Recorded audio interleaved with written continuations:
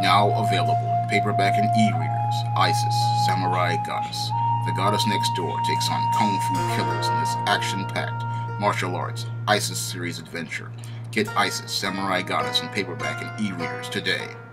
There are some black women who are extremely angry at the Shea Moisture Company, a black-owned business, for rolling out an ad campaign that featured light-skinned women, biracial women, non-black women such as Hispanic women, and white women. And these females are upset at the Shea Moisture Company for rolling out this ad campaign that does not feature them as the primary image of their product.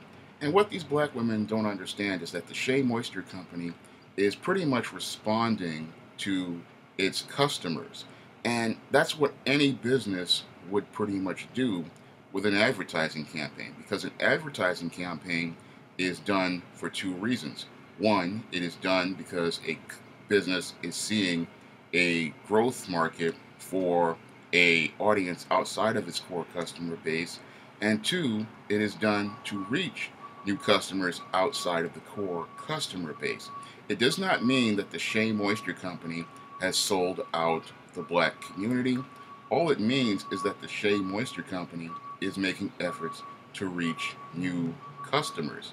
And this is something that I was pretty much afraid to do for many years out of a fear of a backlash from many African American customers of my own SJS Direct products, because I feared that people would get upset about it and they would start calling me a sellout the same way they're calling the Shea Moisture Company a sellout and a betrayer of the black community. Now, when I look at the Shea Moisture Company, they're in the same conundrum that I am pretty much in right now regarding the SJS Direct imprint. And what a lot of black people don't know is that while I produce positive black fiction for primarily a black customer base, I get customers that are white and non-black for my products all the time. And I get responses from them on the regular. Now, in 2013, I published a novel called The Thetas. And this was a sophisticated sorority story about a black girl who pledges a black sorority. However, one of the first people to ever write about the review for that book was a white woman.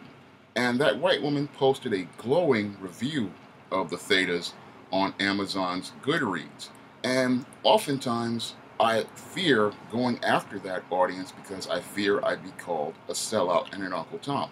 However, I have had white people and non-black people reading my books on the regular and sending me feedback on the regular. I remember a couple of years ago when I wrote one of the Simp Trilogy books, The Misadventures of Captain Save-A-Ho, I had a guy who was living in Italy write me a letter telling me how great the book was and how the book helped him. And I've also gotten responses from white customers on Isis series books like Isis the Beauty Myth. Now, when I wrote Isis the Beauty Myth, I wrote that to present a story talking about beauty and self-image for black girls. However, a pagan white woman wrote me and told me how much she enjoyed Isis the Beauty Myth. And I've also had white people write me and tell me they liked other Isis series books like Isis All About the Goddess and many more Isis series books. However, if I were to go and target those customers, I would be called an Uncle Tom and a sellout. And the whole thing is that many of these black people who are upset over the Shea Moisture Company's decision to feature women of color as different regards to instead of black women, what a lot of these black people don't understand is that businesses run on money, and businesses have to respond to the customers who are putting money on the table. And the Shea Moisture Company wouldn't have been rolling out this ad campaign unless they saw a flow of dollars going in that direction. And they had to see that flow of dollars in order to allocate dollars for this ad campaign. So when they went out here and spent this money on this ad campaign, it was spent for a reason, because they saw a large customer base, they saw a large demographic, and they probably were getting responses like was getting, where white people were writing about the product, non-Hispanic women were writing about the product, Asian women were writing about the product, and non-black women were writing about the product on the regular. And they said to themselves, hey, we've got these customers who are spending money on our product. let's spend some money to try to reach those customers, because that's what any responsible business person is going to go do. They're going to go where the dollars are, and they're going to try to reach the customers who have the dollars. And this is something most black people don't understand, especially a lot of black women, because they think that the business is just supposed to sit there and cater to them. And that's not how business works. Again, businesses go where the dollars are. And if they don't see a flow of dollars coming from one demographic, they're going to go and try to reach another demographic, because businesses have costs and businesses need to make profits. And this is something many black people don't understand about the business world. Black owned businesses can only grow with money. And the sad part is, black people want to have a say about black owned businesses, but they don't really want to put money into black owned businesses. So, what is a black business owner supposed to do when black people don't put money in? How are they supposed to keep the lights on? How are they supposed to pay for employees? And how are they supposed to pay for new products?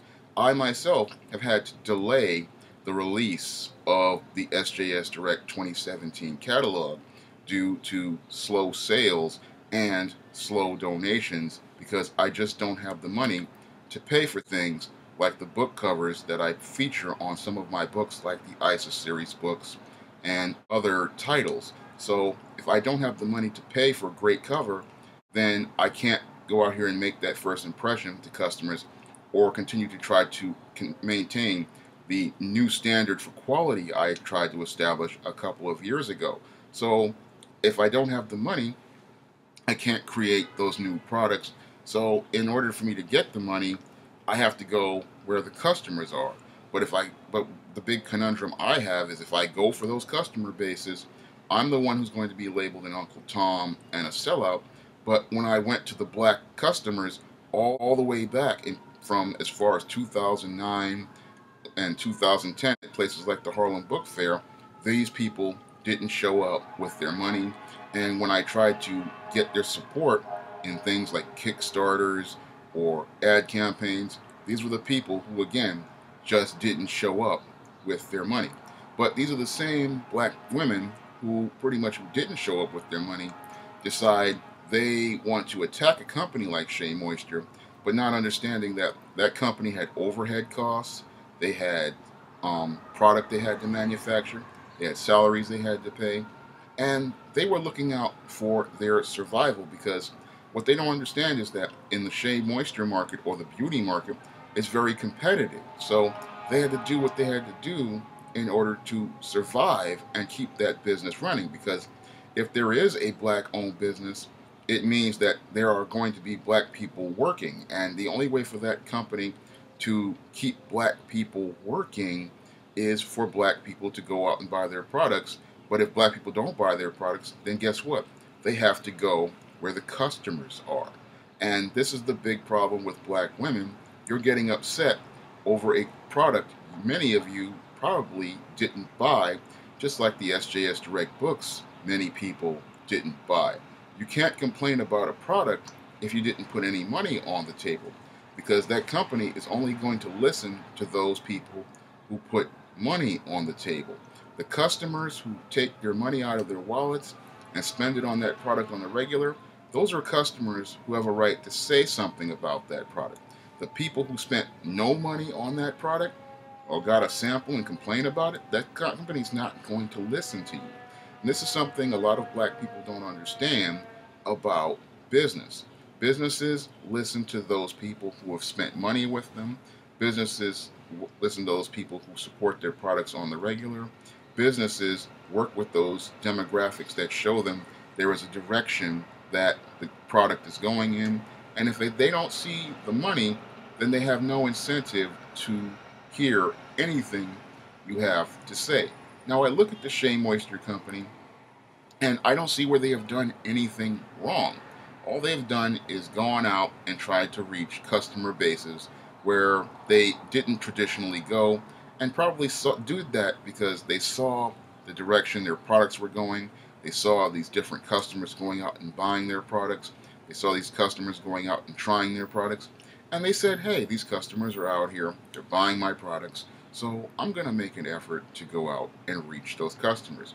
Unfortunately, they ran into the same backlash that am often fearful of running into regarding reaching new customer bases out here, because whenever you try to go outside of the black community calls you an Uncle Tom and a sellout, even though all you're doing is trying to help your business survive and compete in a global marketplace. And that's all the Shea Moisture Company is trying to do. It's trying to go out and expand its markets, going out trying to expand its audience. And that's what any competitive business is trying to do.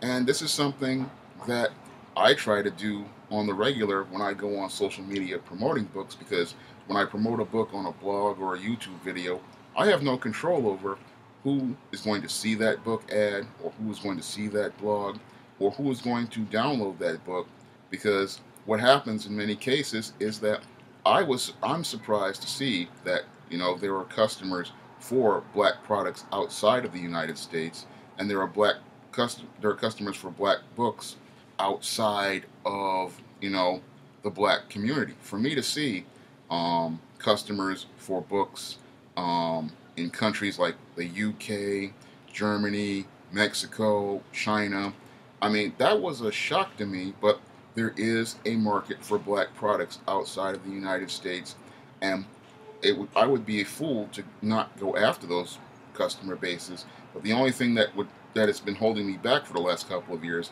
is this fear of this backlash from the black community that I've seen with this Shea Moisture Company. And what black people need to understand is that these black-owned businesses aren't selling out.